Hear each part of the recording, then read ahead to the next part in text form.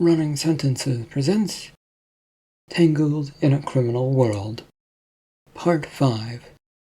A Witch and a Wish. Against his better judgment, Micha decides to go into these witchy woods, and his life only gets worse as a result. This story is written and narrated by Michael Henry. It is a work of fiction, so any names, characters, businesses, events, and situations within this story are products of the author's imagination. Any resemblance to real people, situations, characters, businesses, events, and/or fictional businesses, characters, events, and so on, is purely coincidental. Copyright 2024, Michael Henry. All rights reserved. Otto, Frederick, and Henry all remained seated on their bench, looking pleadingly at Micha as he stood there in the field looking towards the woods. So many questions came to his mind, and with clouds gathering nearby, it looked like this afternoon was about to turn stormy. You're doing this. Your little group is doing this for Miss Aurora. Yes, we are. And she is aware that you're doing it for her, Mr. Frederick? Not really sure about that. Not entirely, no. Alright, and did she or her mother ask you to do this for her? No, this is of our own free will. You see, we think she has some immense power. If we can awaken that, well, things go well for us after all, and yeah, since we're doing this for her, yes. Micha looks to Otto from Frederick, not liking the explanation from the young man. We're not trying to blackmail her or anything like that. No, we want to do the right thing and protect the kingdom. The more magic it has, the more secure the place shall be. Henry, this is for her benefit, and you get what's left over if it turns out well? And you as well, sir, and you as well, Henry said happily. With a sigh, Micha looks towards the sky once again, the hardy dark clouds rolling towards them. A choice to be made, and one that probably was going to cause trouble, was in front of him. What was so important about this young woman that everyone wanted something to do with her and to protect her? There was, unfortunately, perhaps only one way to find out. Which way in these woods would I need to go? Oh, there is no grand way, Micha. You have to find your own way, Otto replied. With a shake of his head and more confusion than he cared for, Micha turns and begins walking towards that forest of woods that the witch supposedly lived in. The forest he entered was not dark or foreboding in any fashion. The birds in the area seemed pleasant enough, tweeting away and making whatever noise they could. And the sun easily broke through the canopy, making for a nice walk. He didn't realize it at first, but he found himself following a sort of beaten path that tangled its way around trees and bushes, making its way deeper inside.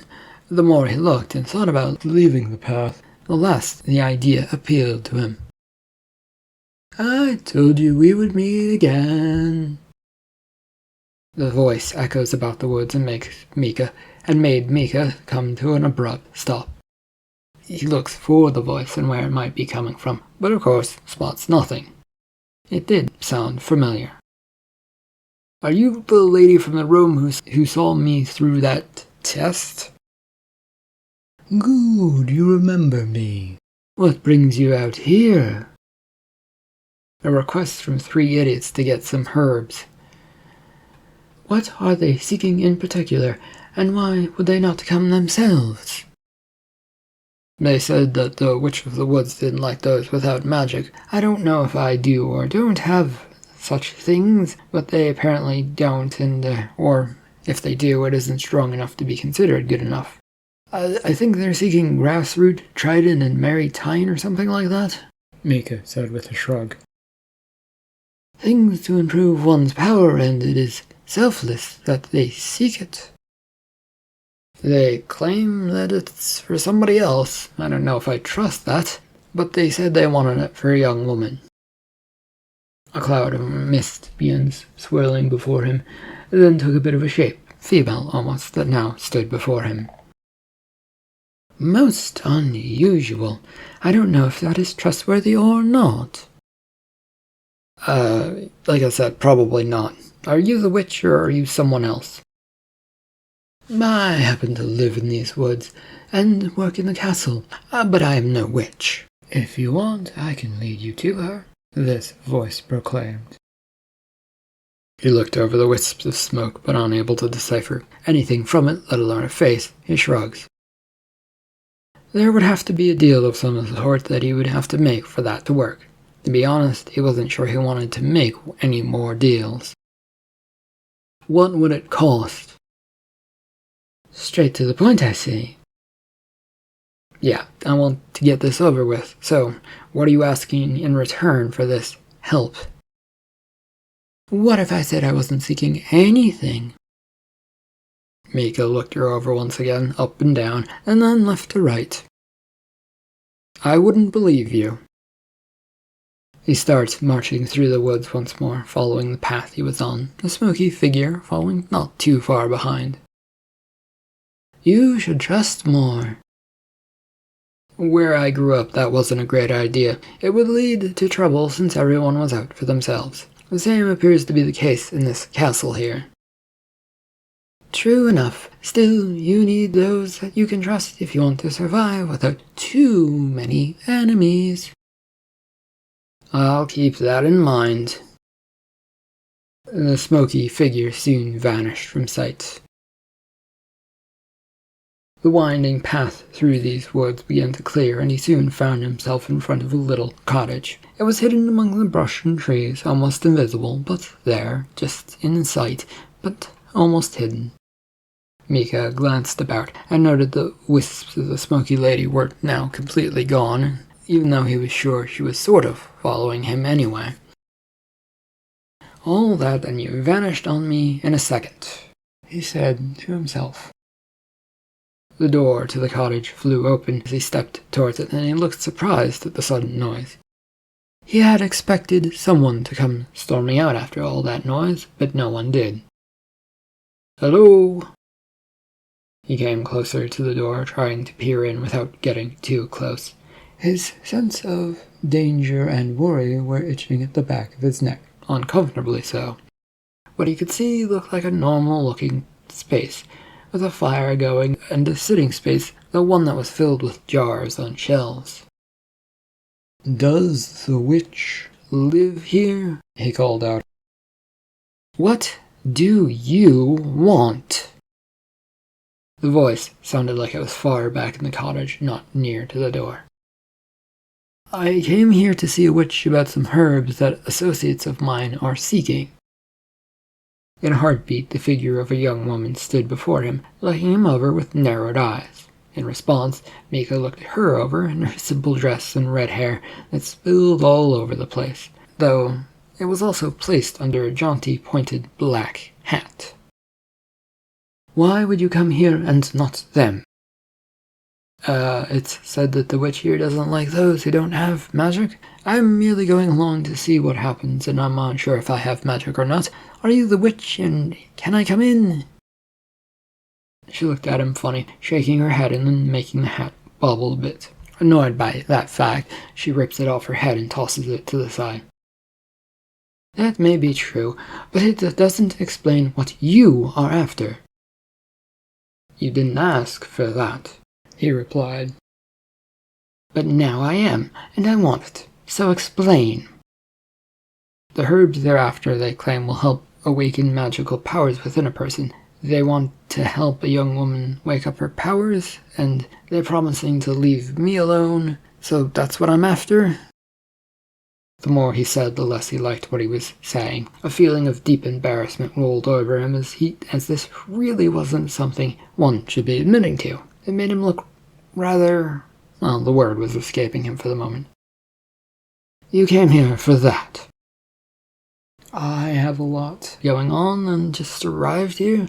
Lots of people asking me to do things for them, so I'm trying my best to fit in and help out and not cause problems. Well, I suppose the least I can do is invite you in and ask some more questions, so come in. The second he stepped inside, the rain outside came pouring down in a heavy, almost washout state. Micha glances back, only to find the door swinging shut all on its own, and him slightly in the way. With a quick step, he got out of that, and the warmth of the room lifted his spirits in a calming fashion as the woman points towards a nearby seat. "Sit," she ordered. He managed to reply. She merely looks at him for his silly response, and the feeling that he must comply ran over him. Micha moved to the chair, and then sat down, even though it didn't feel like he'd done it even remotely on his own. "Welcome to my humble home. My name is Bree, and yes, I am the witch you seek." Well, that's great. If I could just get those herbs, then I'll be out of your way and everything."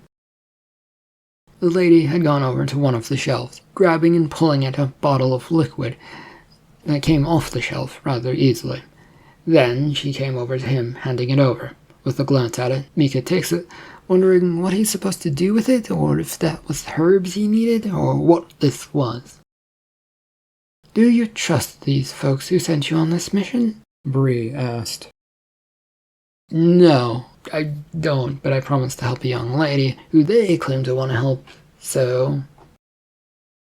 With an arched eyebrow at him, she shook her head, questioning his simplicity, a look that didn't make him feel good about his choices. There was no backing out now, though, since he was here.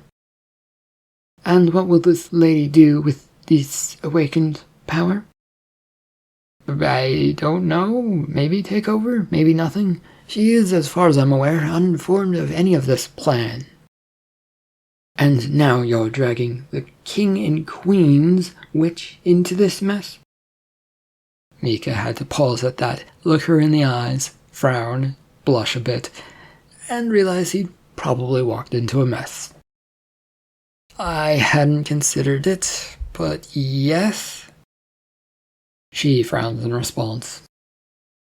"Well, I won't say no to this yet, but the way things are going, I won't say yes either.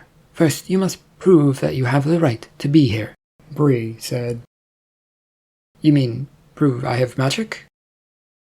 "Yes, that stuff. Drink what is in that container. It won't harm you, though it will make you feel a little queasy.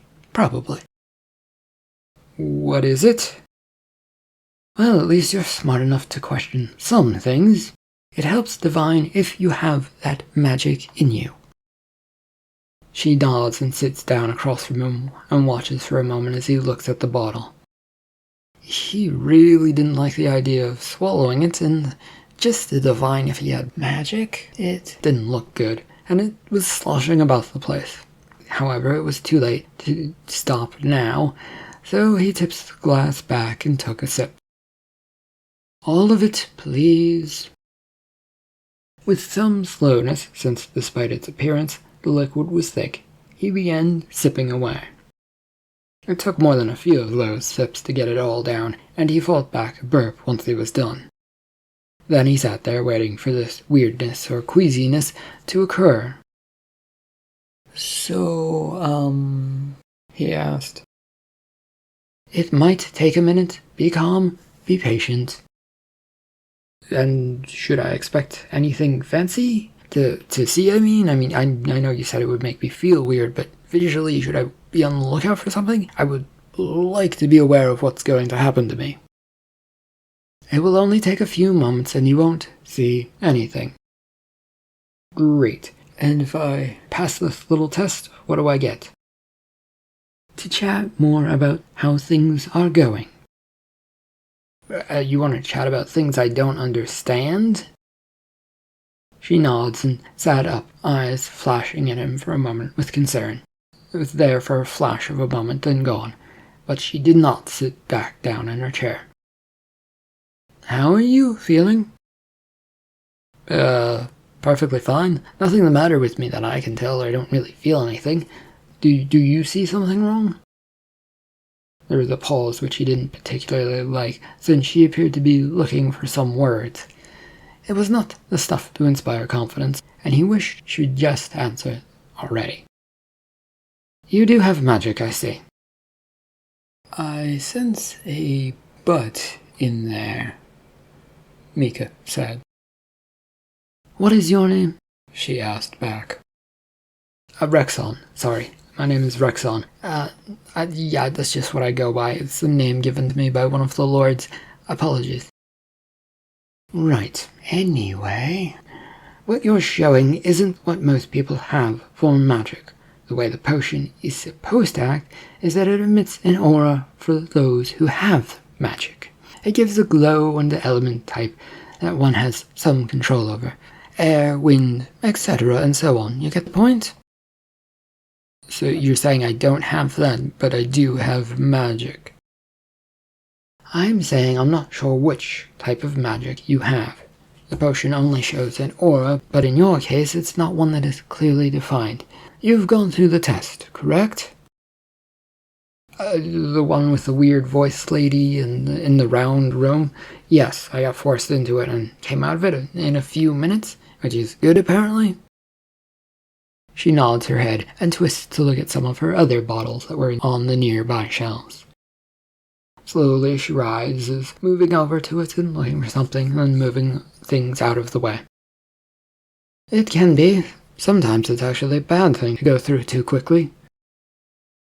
Oh, great. When is it bad? For those who have lots of power but no idea of self-control. Can you control yourself? Opening his mouth to respond, Micha pauses and thinks. He noticed she didn't say control of magic. He had the thought and questioned if she meant that sort of control or control over oneself in general. What she was seeking wasn't exactly clear. I deal with bouts of anger and frustration like anyone else. But you control it. I don't lash out without good reason. Good, then you'll need to try this. He watches her pull another jar from the shelf and turn it over a few times. The red liquid in this one sloshes about, mixing as she came over to hand it to him. This one was more of a fist size, and the other one had been a bit bigger.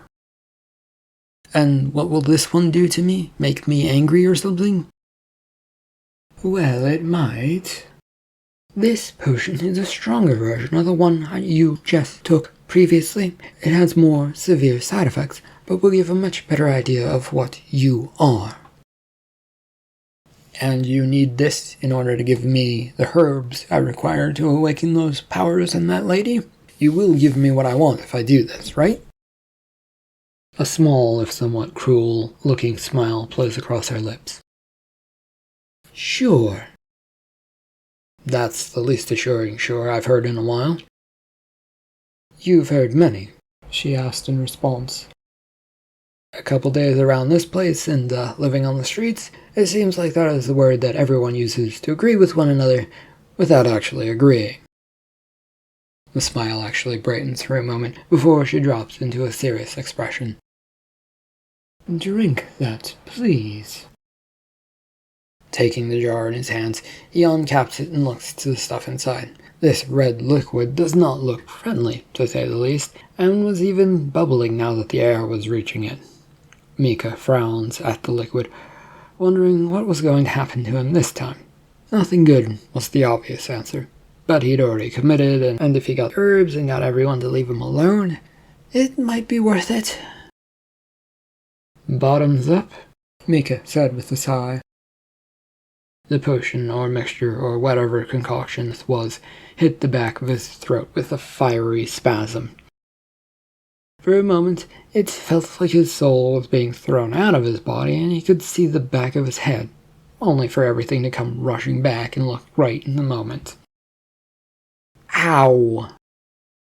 Yes, Mr. Rexel, this one should hurt a lot more. A little warning would have been nice, Bree. Well, you should have asked for one then. It was getting harder and harder to focus on what was going on in front of him. Things kept feeling like they were popping into little explosions, then reforming to what they were before. A nearby book looked like it had blown open and then pages blown out, only for a second later, it to be back to where it was. The chair in front of him suddenly dismantled into its individual pieces, and then when he blinked again, it looked like it was reassembling itself. How much pain, and, am I supposed to see things? Well, lots of pain if you're unlucky. As for seeing things, I don't know. He felt very, very unlucky at the moment, as waves of fire and spite seemed to go up and down his throat and all the way down to his stomach. There was the feeling of a belch that was building up, but it was nowhere near ready to get out yet. Then the things started to get very, very fuzzy and sleepy. Micha awoke to the soft patter of raindrops hitting him in the head. When his eyes finally opened, he looked about, trying to figure out where he was. It was obviously the woods, but where and had the witch done something to him were the first questions on his mind. His mouth felt dry, and a groan came out when pressed on that thought of trying to work his mouth. The rest of him operated easily enough to try and get up, and he did so slowly. The darkening sky amongst the raindrops told him that it was much later in the day than it had been. As he rose, something fell from his lap, a neat, tidy little package all wrapped up. "Is that from the witch or someone else?" he asked himself. His hands grabbed and pulled at it to examine it for a moment. It was dry even in the rain, which made him think of the witch. Not wanting to risk opening it and getting the stuff wet, he tucked it under his arms and began looking for a way out of here.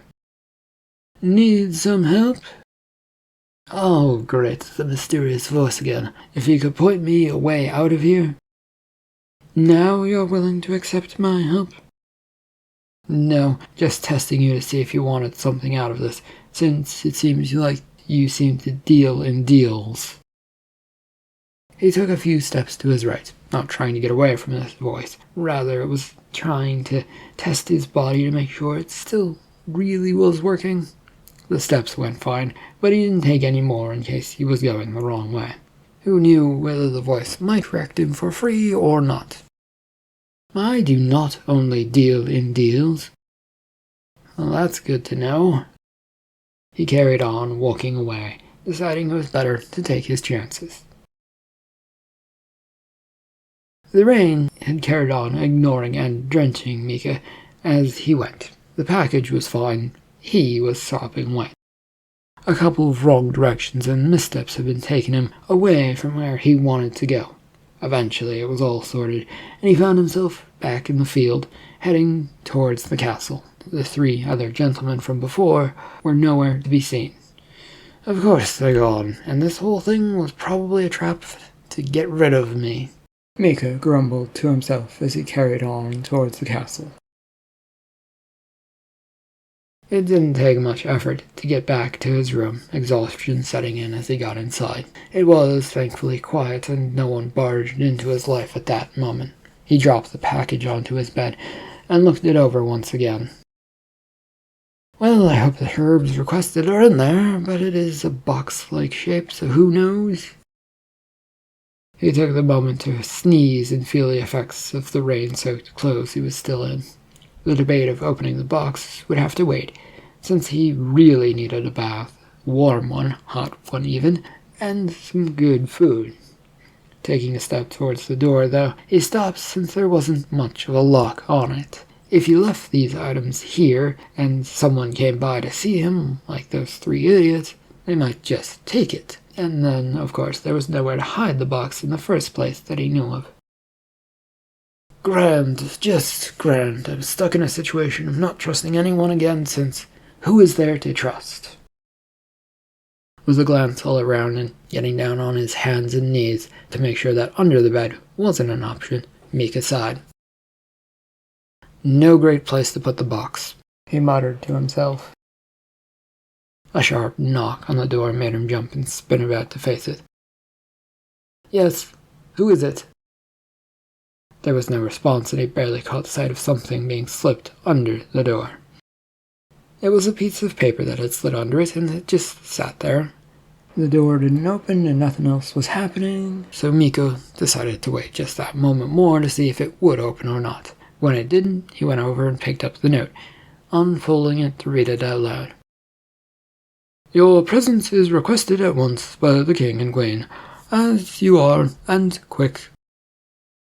As I am? What is this all about? Do I even want to know? Why did I read that in King Horse's voice? Why does his voice sound so weird? He stripped off his shirt and found a new dry one to put on. Then the pants came off next and were changed to some other dry ones. They did not stay very dry, though, as he was pretty wet. The simple yet comfortable space of the royal office chambers were surprisingly small. The two large desks stood across from one another, occupied by the king and queen. They both looked up as his feet squelched against the rough stone floor. What happened to you? The queen said upon seeing him. I was caught out in the rainstorm in the witch's woods. What were you doing out there? I was asked to retrieve some herbs from some people on the court, since they said they didn't have any magic in them. Your Highness, King Horse. Why would they trust that witch to do good for them? She does what she wants and often plays pranks on people. Micha offered a shrug to the queen. I cannot say. It was something about, they just, I don't know. The people who sent me out might have been playing a prank on me, and she might have been playing a prank on me as well. You did, however, summon me, I think, so, if we could get to that. He held up the piece of paper with the hopes that it was real. A guard appears by his side, taking it, and then looking it over. Satisfied nothing was wrong with it, they went over to the king, who read it. Yes, that was me. Or rather, it was my wife, I think. Was it you? Yes, we sent for him, and yes, it was done in your voice. Well, something good has been discovered then, I hope. Not good, but interesting, husband. There was a bombing a few nights ago, and our little spy here might know something about it. I don't know anything, Miss Queen. Nonsense. We were part of it according to the reports I heard. Micha flinches at that, despite trying to keep a solid, steady expression of I don't know anything on his face. He was worried about where this was going, and why she was so interested in it. I was not a part of it. The queen offers a cold smile, and she scooted forward on her chair to lean over the desk, then leaned on her hands and elbows so that her head was resting on her hands. You aren't going to deny being there, then? I may have been around at the time. What does this have to do with anything, dear wife? Well, we have someone who may have worked with revolutionaries and is now a part of our court. It would do well for us to question him, don't you think, dear husband? The king turns to Micha with a tired expression on his face. Well, you'd better explain yourself. Okay. I did a running job for a person. Mr. Vance asked me to deliver letters to 3 people, all codenamed, I believe. I don't know. I dropped the letters off, and that's all. Except for when I finished the job, Vance stopped me from leaving by not paying the full promised share. And what did you do as a result? Stick around and ask for your fair pay? I was asked to stick around when a bunch of people appeared. They talked about how they were planning things, and this wasn't what was planned. Micha said in response to the queen. What did they plan? Micha shrugs to the king. They didn't exactly say what they were planning, only that the explosions were a warning by Vance to the collection of people to get a move on with their plans. It was 2 men and a woman that this Vance met with. After that, I decided running away was a better option. And is there a reason you did not reveal this information when you first arrived before us? Micha frowned towards the queen, but tried to hide it as best he could. It didn't occur to me. That earned him a rather cold look of distaste from her as she stood up. That will not if you're helping us to stop such things from happening. I don't know if I can be much help. His mind reeled back to the three gentlemen, asking him to help Aurora with more powerful magic. Was that an attempt that he could talk about? He didn't have any proof, but if he didn't mention anything, it might land him in further trouble, and, well, he didn't know who was revolutionary and who wasn't, and what was even going on anymore. It is hard to know where and when I can be of a help to you, he said to the king and queen. Well, you can start with telling us about Mr. Vance. He was hiring runners, letter delivery out by the docks. It had a business with his name on it. It looked like a legitimate company that was hauling goods that would take in ships and stuff. Do you think you can find him again? The king asked. Out there in the world, I could find the business, sure, maybe, if it still exists. But him? Probably not. I know I wouldn't stay in the same spot, since I had sent out a runner who then ran away. But I would guess that he's probably looking for me.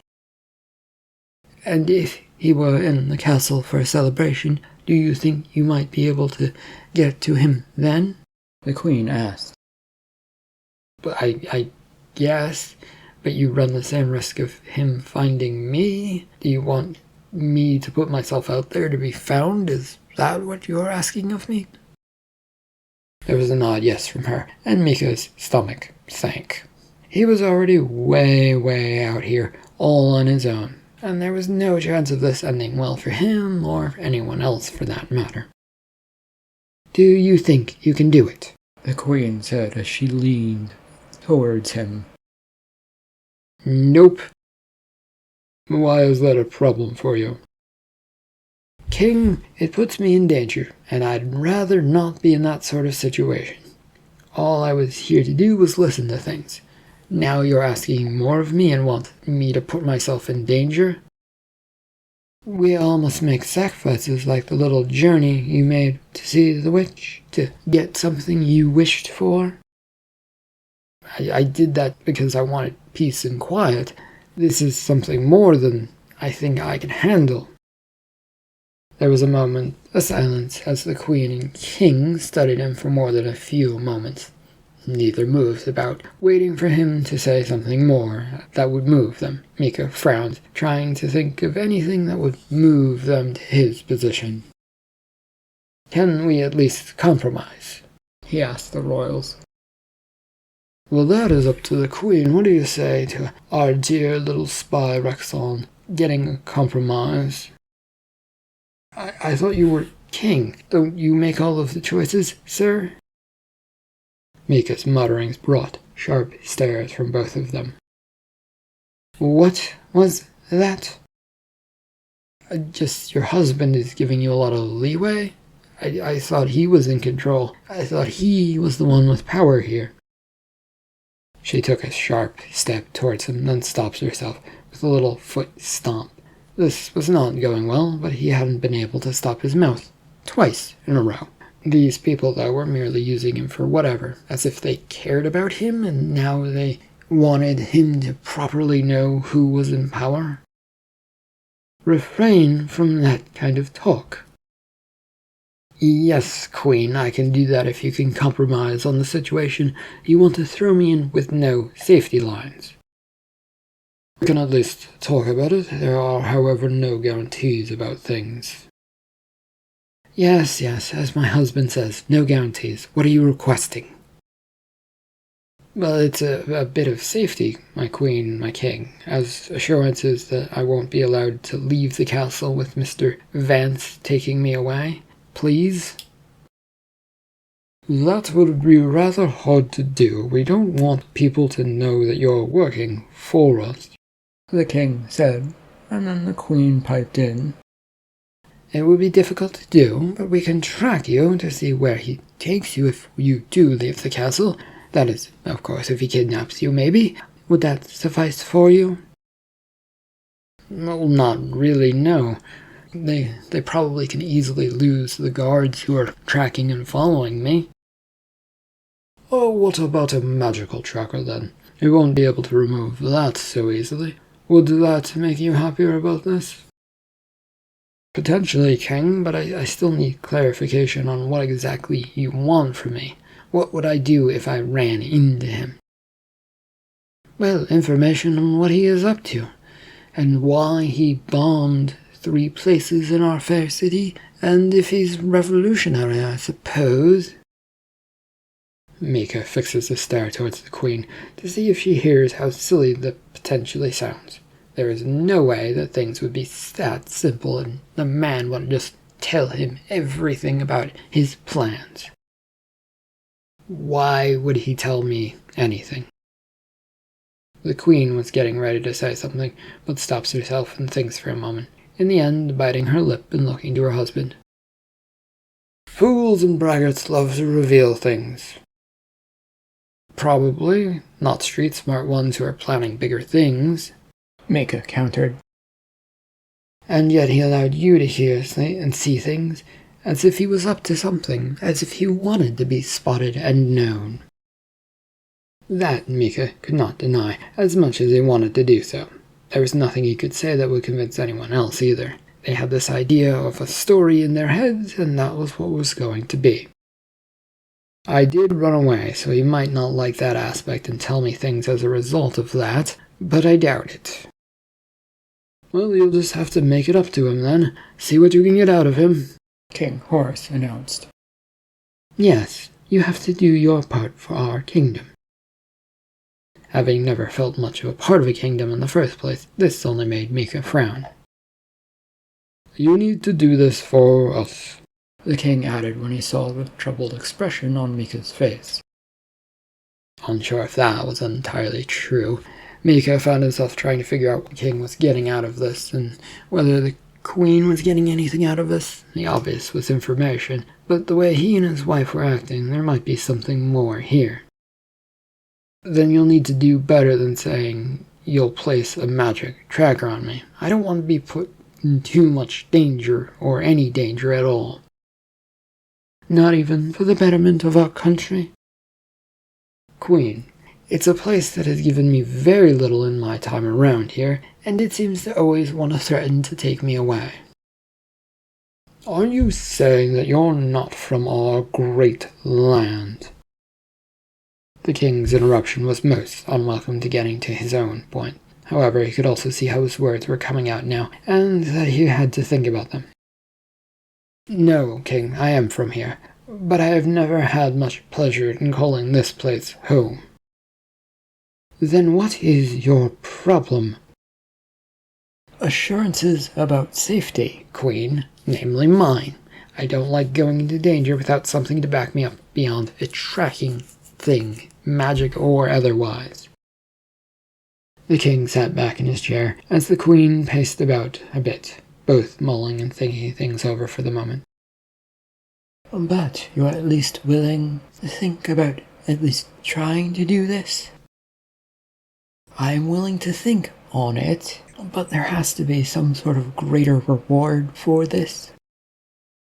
Good. The event is soon. Keep yourself away from others for the next week or so. We will give you something very good as a result of your work here. It will be grand and you will love it. Micha was very, very unsure of the Queen's words, but he simply offered a bow. As you wish.